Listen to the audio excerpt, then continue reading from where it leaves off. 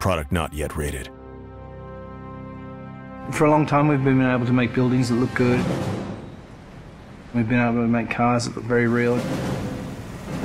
The level of realism goes up and up and up. With previous kind of technologies that you'd use, like facial motion capture, we didn't really ever feel that we could pull that off. You could never really tell whether someone was lying or not. With this technology, what you see is what you get. I'm always happy to help the LAPD.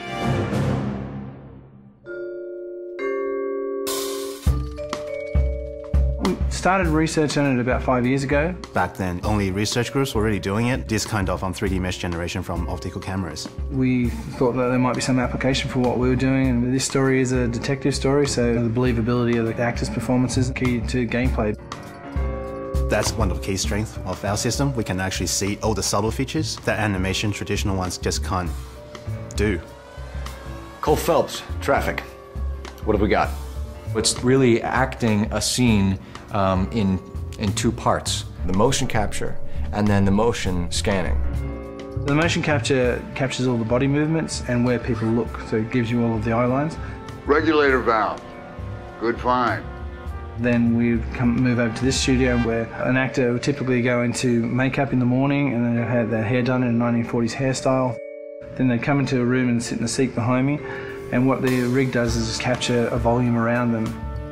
You've got cameras not only around, but also looking upward and downward as well. So any kind of movement is going to cut out some of the information. And they deliver their lines, and as they talk, they get processed and turned into 3D. And action. So the guys' names that I've been seeing doing the repairs on the heaters, they're fully licensed and accredited. We go from 2D videos to 3D meshes. I think you're lying, Rasic. I think some of your men aren't fully licensed. To compressed versions for the game.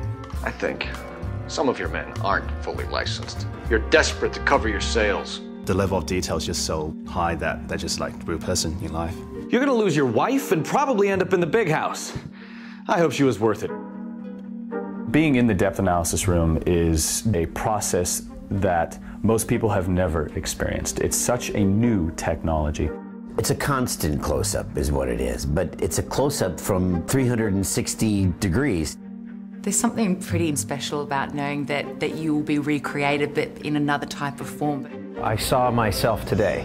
Blow it off, Cole. These artsy-fartsy types always get a little flighty. It's me. LAPD, drop the weapon! Oh, you think I'm some kind of nut job? What proof have you got?